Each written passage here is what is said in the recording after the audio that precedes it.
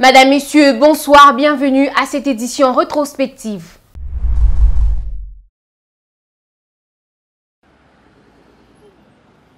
Sur les grandes artères de la capitale congolaise, les transports en commun se fait rare, ce qui a rendu les déplacements de la population quinoise difficiles.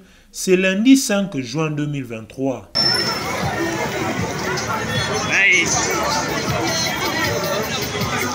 Cette situation est relative au mouvement de grève lancé par les conducteurs des transports en commun qui dénoncent les tracasseries routières de la police routière et des différents services qui ne leur permettent pas de bien faire leur travail. Taxi-bus abandonnés au parking par le chauffeur qui se dit prêt à voir clair sur cette affaire de tracasseries qu'il revendique.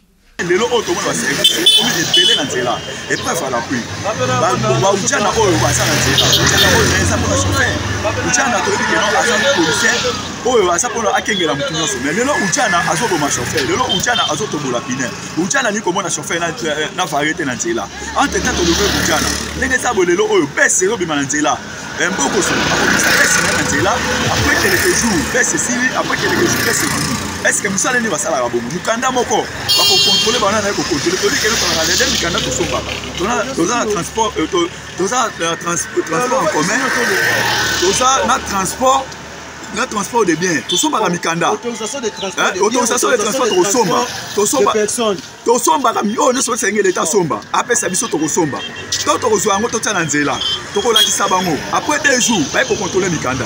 Après 2 jours, va pour contrôler mikanda. Est-ce que nous allons nous faire la boum? Somba so ba bakangi aussi mbongo pesi bango ba biso mikanda mbongo ba kozwa ba tiena ba posi na bango mikanda emona na raté ote na direction mikanda zo dimate so mbongo ba osenga biso esa ya. Si dans la partie est de la capitale congolaise Kinshasa, les conducteurs sont fermes, dans la partie ouest, quelques-uns sont en circulation. L'un des conducteurs dit ne pas être concerné par cette grève car les responsables des associations de conducteurs sont en pourparlers avec les autorités de la ville pour trouver un terrain d'attente. Par rapport à contenir la grève, mais na mona ki tine la grève en côté. Toka kimbela samedi ba konti ba ekolo bagete grève ezali susute contenir bazo sala na ma solo entraîner ba konti ya ville ki sasa par rapport ya ba tracasserie o ezoleka awa. Yango moni misusu babangaki ko bima menga lelo na bimi. Eloko mingi to bimeli awa te. Eza pona tracasserie. Tracasserie ezalaka nango déjà banda kala mais lolenge ba ujana bazo salela musala nde eza mabe. Dernièrement chauffeur mo ya spiter ba utako memaye. Amemi biloko ndaku akomi na niveau ya baramoto wana ujana telemisi alobite oza biloko nanga mo ya parler na sala déménagement. Ujana boy alobite jamais okoki ko mema biloko abisko na ko mema ngo ndenge nini. Ozomona nyonso tu wana tozolobela tracasserie. Mais baza bande ko na biso to sepelaka na bango bafungolela biso nzela tangu nzela ekangamaka. Ozomona bafungolela biso nzela. Et puis deuxième chose ezaki bata transport. Bazo bimisela bango ba baisse na nzela. En même temps, mikanda ya transport ezate bazo pesa biso be invitation. Be invitation wana nde tozoboya. Basinya ki besa liboso. Bata transport ebe Cécile. Ba ko bimisa mibale ba bimisa ki bango vendredi na 11h. Nde balongoli bango pourquoi bazo signaka ba besa wana même temps mikanda na division transport ezate. Tozana besoin ba salela biso ba mikanda ya 2023. Ceux qui pesa te ba bisa biso ezate mais batinda ba jana nzela te. Pour agir ko bima nzela likola kitasa 500 francs. En même temps mikanda na ngati lelo non bo bimisité. Mais besoin ko telemela nga likolo ya kitasa 500. Chauffeur ozana courage au somba ndengeni. Bambongo to pesa ba parking ndetinga na pesa ya 1000 francs chaque jour ya kitasa. Bambongo to pesa ba sela biso parking ezate.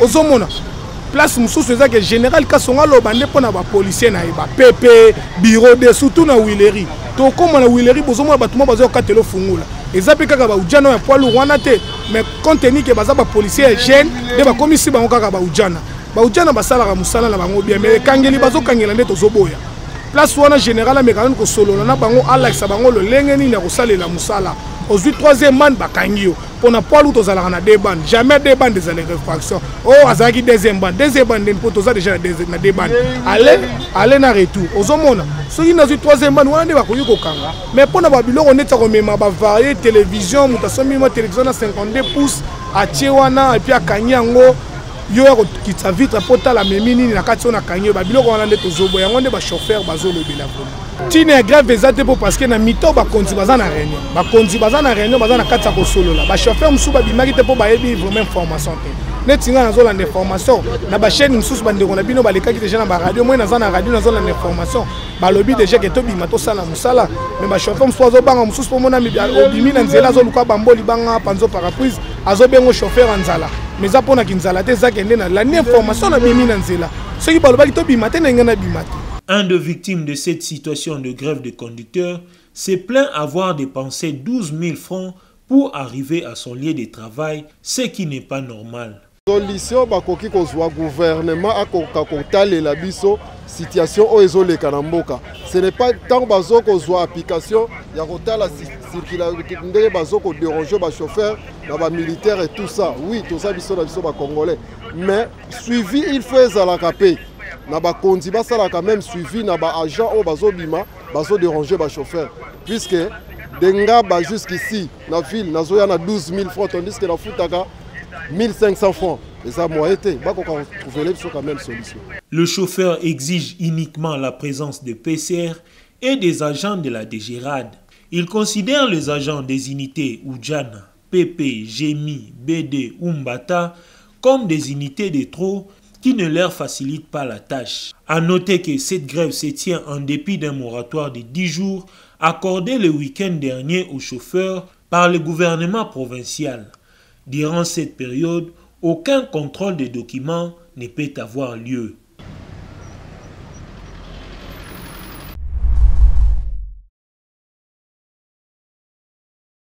Voici le résultat du vote. Sur 361 honorables députés qui ont pris part au vote, 361 honorables députés ont voté oui. Aucun député n'a voté non. Aucun député n'a voté abstention. En conséquence, l'Assemblée nationale adopte le projet de loi portant répartition des sièges par circonscription électorale pour les élections législatives, provinciales, municipales et locales.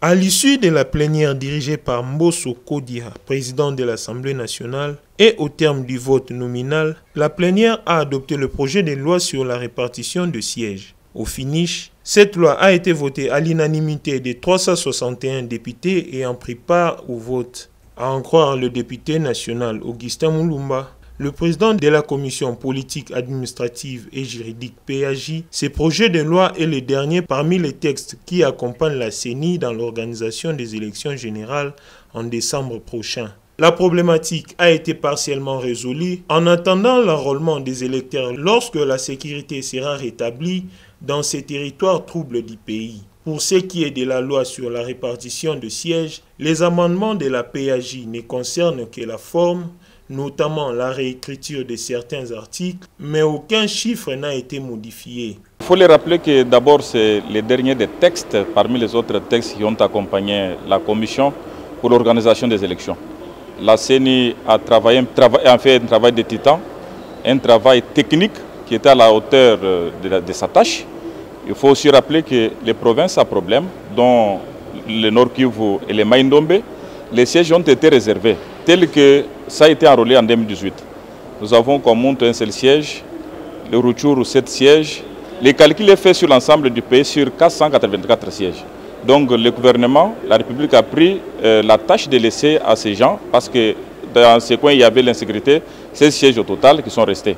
Donc la problématique a été résolue partiellement tout en attendant l'enrôlement des électeurs lorsque la sécurité va être établie. Certainement la CENI a prouvé par sa capacité et aussi sa bonne foi, parce que les éléments apportés à notre disposition font état qu'aucun chiffre n'a été erroné. Juste nous, la commission PAJ, on a tablé sur les amendements de forme.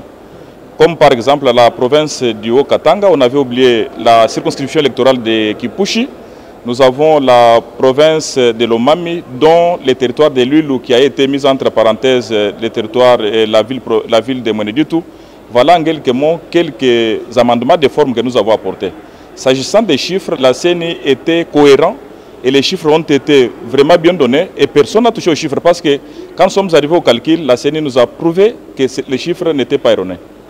La commission, les amendements de la commission, pour le moment, pour les cas d'espèce, pour la loi sur la répartition des sièges, ne consistaient que sur les amendements de forme. Je me répète, les amendements de forme. Là où c'est mal écrit, la réécriture de certains articles. Là où c'est mal écrit, on a ajouté S, on a ajouté l'accent. S'agissant des chiffres, les chiffres ont été bien donnés et la CENI nous a convaincu par ses experts qu'il a déployés dans notre salle, dans notre commission, qui nous a apporté des preuves tangibles. Aucun chiffre n'a été modifié. Voilà un peu en quelques mots ce que je peux résumer de cette loi sur la répartition des sièges. La situation de quoi monte, là c'est au gouvernement et aussi l'évolution de la sécurité, vous savez. La CENI pourra déployer ses matériels pour enrôler, mais il ne serait-ce que de rappeler que la sécurité n'a pas de prix. Il faut que le gouvernement s'y déploie pour que demain ou le lendemain, les gens qui sont à Kwamountou s'enrôlent. C'est ça. Là, la responsabilité est laissée au gouvernement qui doit pouvoir protéger les membres de la CENI qui vont aller bientôt enrôler. Le train des élections est en marche. Ceux qui doutaient hier que le président de la République, chef de l'État, n'avait pas l'envie d'organiser les élections, ceux qui pensaient qu'il y avait glissement, avec la loi sur la répartition des sièges, l'écho est lancé. Nous devons nous apprêter pour aller aux élections en 2023, le 20 décembre, si je ne m'abuse pas. La commission PAJ avait juste la nuit de lundi 5 juin pour apprêter la mouture amendée et à soumettre dès ce mardi 6 juin 2023 au Sénat pour une seconde lecture.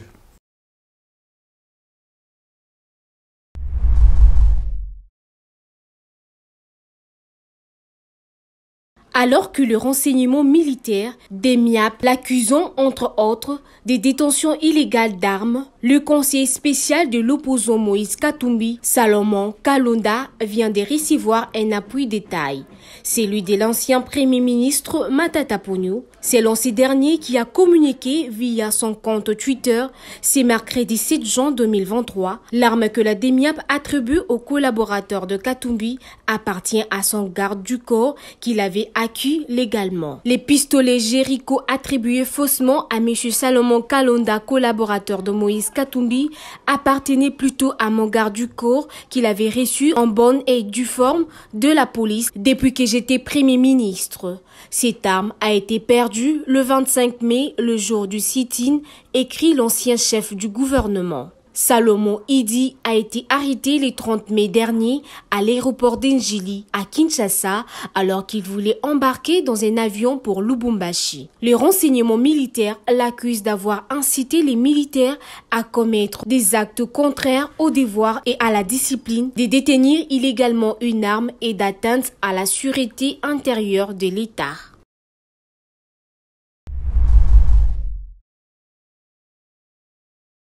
Je viens de la résidence du président Moïse Katumbi, qui vient d'être perquisitionné par les services de renseignement. Là, je suis encore en route vers la résidence de M. Salomon Escadela, ici à Kinshasa, dans le quartier Ma Campagne, où le service de renseignement est en déplacement pour aller encore perquisitionner cette autre résidence. Qu'est-ce qui a été trouvé dans la résidence de Moïse Katumbi DGB? En tout cas, ils sont sortis les mains vides, ils n'ont rien trouvé, ils ont fouillé de fond en comble. Les chambres, les valises, les tiroirs, les armoires, les casseroles, ainsi de suite, les lits, les coussins, tout a été fouillé. Et les fauteuils, le meuble, tout a été renversé, tout a été fouillé. Et ils sont partis les mains vides. Je crois que l'honnêteté nous pousse à dire effectivement qu'ils n'ont rien trouvé. Mais il semblerait qu'il y a eu des arrestations.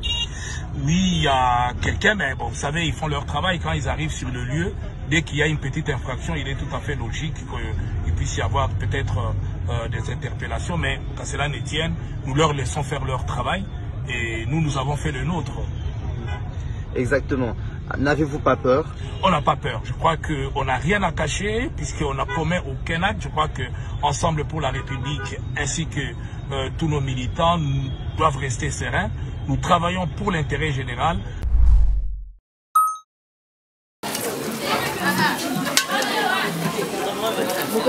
C'est dans le cadre de l'article 15 « Débrouillez-vous pour vivre » que Maman Marie a opté pour la vente de sa moussa. Ici, nous sommes au quartier Conte 15, dans la commune de Massina, À la question de savoir comment se déroule son activité, Maman Marie nous relate. Nasala on a somba farine, na sombi levure, na sombi ingrédients. Pour nous ça yango ezala na goût. Et benga mabana mike kuto moni pe na misu na yomoko lolenge bana bazo ya kusoma. Eza ba mizigeli ya bana classe. Même ba jeune ga somba ya ka penza ebele. Ya ba 5000, 8000 bazo somba penza. Elesa makasi. Nazana foya mingi te papa naza veuve. Nazana foka ya 5000 apamba yango ezo koka kutu te na dépense makasi na huile plus makala et consomme makasi.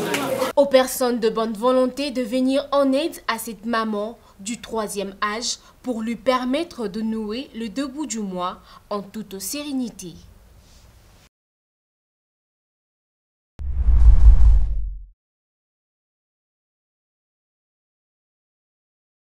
Le gouvernement de la République est de plus en plus déterminé à doter le pays du fichier général de la population à travers les opérations d'identification et de recensement conformément à son programme d'action 2021-2023 et selon la vision du président de la République Félix Antoine Tshisekedi Tshilombo. C'est dans cette optique que le Premier ministre Jean-Michel Sama Lukonde a présidé ce jeudi 9 juin 2023 à l'hôtel du gouvernement la cérémonie de signature officielle du protocole d'accord entre la Commission électorale nationale indépendante CENI, l'Office national d'identification de la population ONIP et l'Institut national de la statistique INES. Ce protocole d'accord est relatif au transfert des dispositifs d'enrôlement, des données cartographiques et du matériel de collecte par la CENI aux deux autres institutions appelées à poursuivre dans le cadre de la mutualisation les opérations d'identification et de recensement général de la population, ce qui ouvre la voie à la délivrance bientôt des cartes d'identité nationale aux Congolais. Cette importante cérémonie s'est déroulée en présence de quelques membres du gouvernement, du cabinet du président de la République, du président de la CENI, des directeurs généraux de l'ONIP, et de l'INES ainsi que de membres du comité technique de mutualisation. Dans son mot de circonstance, le Premier ministre Jean-Michel Sama Lukonde, qui s'est montré très heureux, a commencé par rendre un vibrant hommage au président de la République Félix Antoine Tshisekedi Tshilombo pour sa promesse d'offrir la carte nationale d'identité à la population qui tend à se concrétiser. Ceci est un grand jour, effectivement.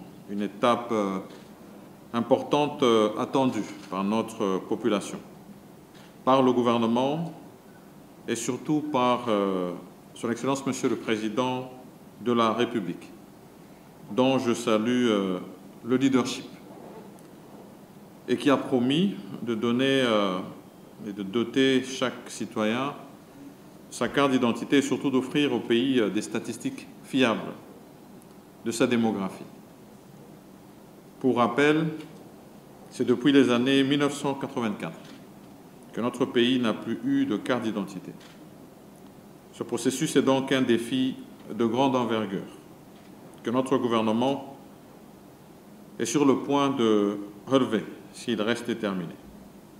Voilà pourquoi cette cérémonie arrive à point nommé. Mesdames et messieurs, en vue de matérialiser le programme d'action du gouvernement, notamment ce qui concerne l'axe 5 relatif au dénombrement de la population et poursuite des réformes électorales et institutionnelles.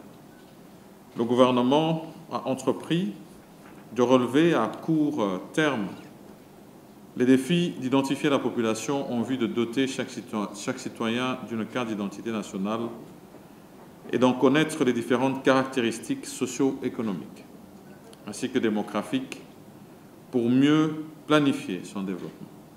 À cet effet, subséquemment aux résolutions du 10e Conseil des ministres tenu le 2 avril 2021, j'ai présidé en date du 5 juillet 2021 une réunion interministérielle élargie aux responsables des services spécialisés dans les domaines de recensement et d'identification de la population, notamment les ministères de l'Intérieur, du Budget, du Plan, des finances, du numérique, ainsi que de la Commission électorale nationale indépendante, l'Office national de l'identification de la population et l'Institut national de la statistique. À savoir, le président de la CENI a procédé par la même occasion à la remise symbolique des matériels ayant servi à l'enrôlement des électeurs à l'ONIP pour qu'à son tour... Aujourd'hui, c'est un grand moment parce que à un certain moment, on ne pensait pas que cela se réaliserait, que les cartographies opérationnelles seront établies, l'enrôlement des électeurs sera conduit et le fichier électoral sera constitué. En effet, aujourd'hui, nous avons ce fichier, mais je dois vraiment reconnaître le leadership de son Excellence, Monsieur le Premier ministre, qui n'a pas perdu sa patience au moment où nous avions à un certain moment l'impression que les objectifs de la CENI, de l'ONIP et de l'INS étaient incompatibles. Nous, pressés par le temps, et eux, selon nous, ayant un peu plus de temps que nous. Et il y a eu des réunions assez chaudes, mais le Premier ministre a toujours gardé son cool. Félicitations pour ça et merci parce qu'aujourd'hui,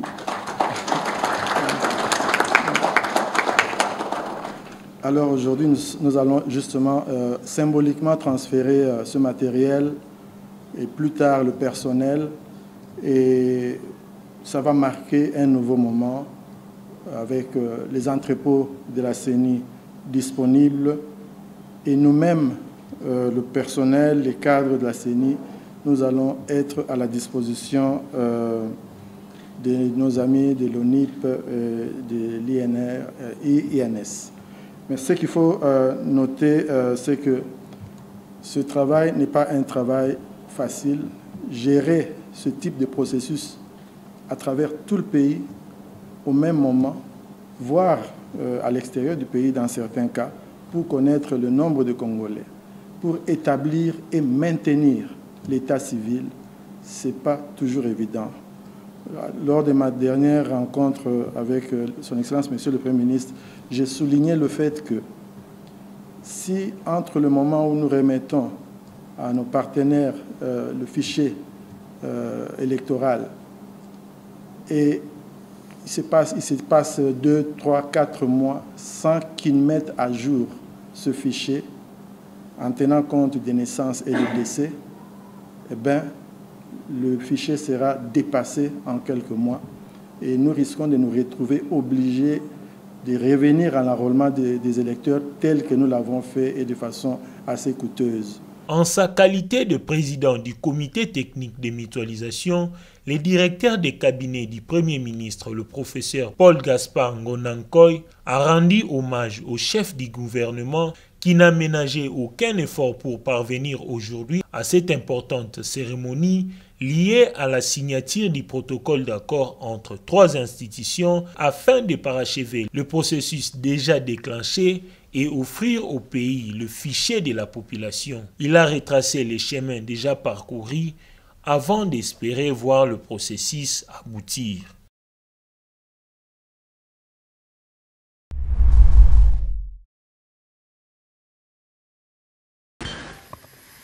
Compte rendu de la 101e réunion du Conseil de ministres.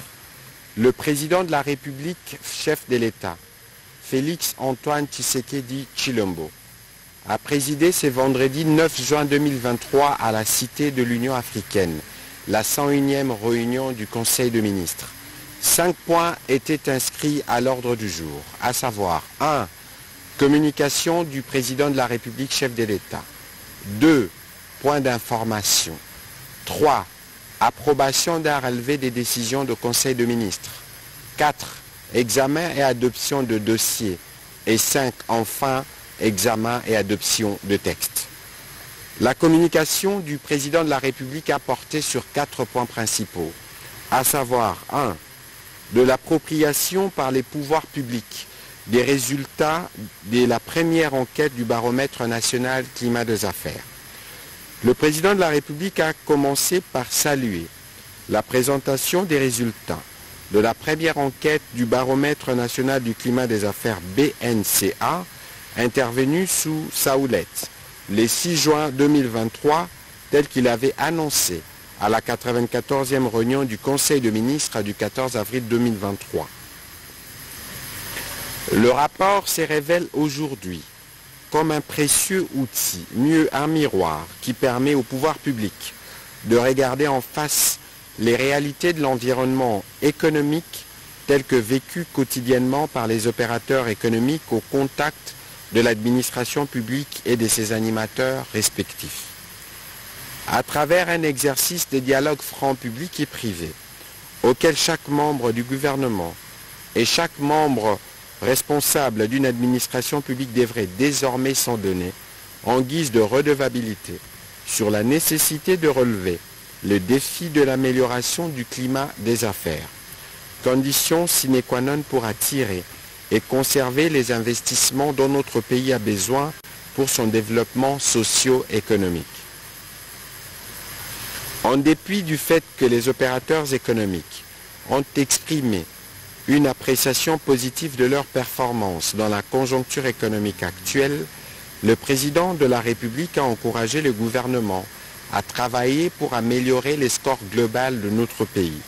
C'est ainsi qu'en plus des orientations claires qu'il a données au gouvernement et aux acteurs de l'appareil étatique à l'occasion de son allocution à la cérémonie précitée, il a demandé au Premier ministre d'accélérer sans délai la mise en œuvre du plan d'urgence du climat des affaires. Ces plans, dont l'implémentation devrait couvrir tous les services publics à impact direct ou indirect sur le climat des affaires, devraient combiner les dimensions politiques, techniques et humaines pour que les réformes nécessaires soient réalisées d'ici la fin de cette année. Le président de la République a insisté sur la nécessité de mettre en place un dispositif de prise en charge et de suivi des différentes recommandations issues des échanges entre parties prenantes lors de ces dialogues publics et privés. Deuxième point de la communication du président de la République, relatif à l'état de lieu du programme des vérifications avant embarquement de marchandises importées. Le président de la République a appelé à un état des lieux exhaustif sur la mise en œuvre du programme des vérifications avant embarquement des marchandises importées dans notre pays dont le contrat des prestations a été conclu avec le Bureau Veritas depuis plusieurs années. Cet état de lieu permettra de formuler les recommandations idoines pour améliorer les dits programmes et permettre au pays de se conformer davantage aux exigences internationales.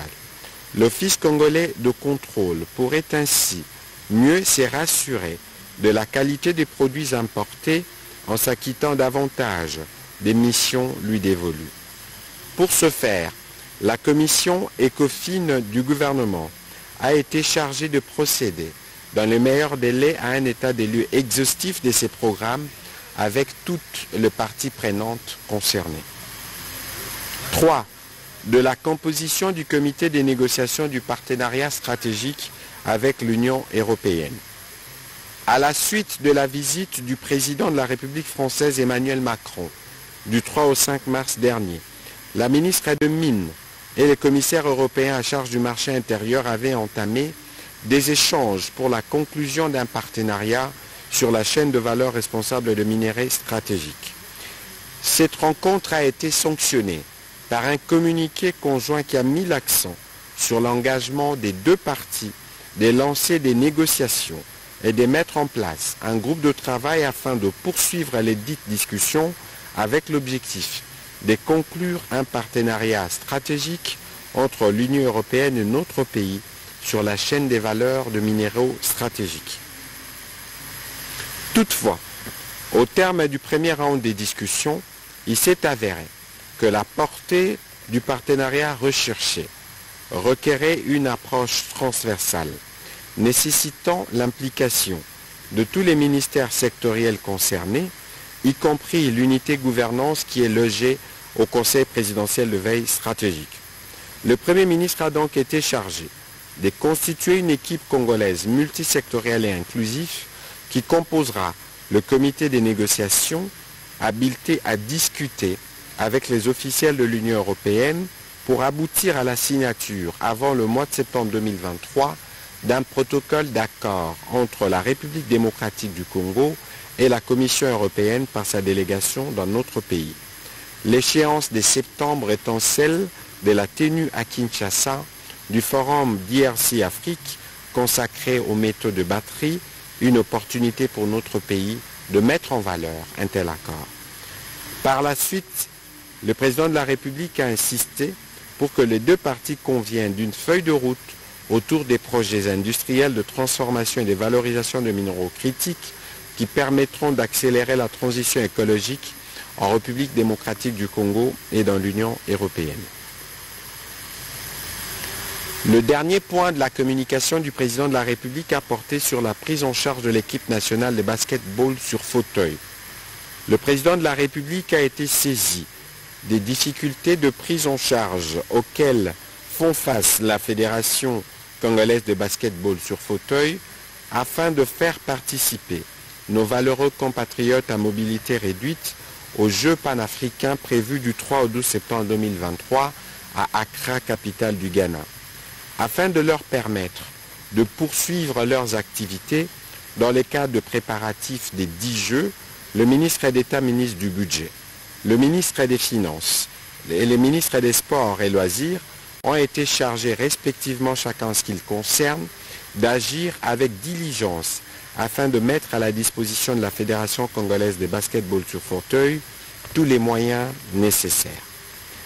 Par ailleurs, le président de la République s'est réjoui du fait que dans le cadre des 9e Jeux de la francophonie, la réhabilitation de nos infrastructures sportives aux normes internationales a pris en compte la pratique des sports par personnes à mobilité réduite.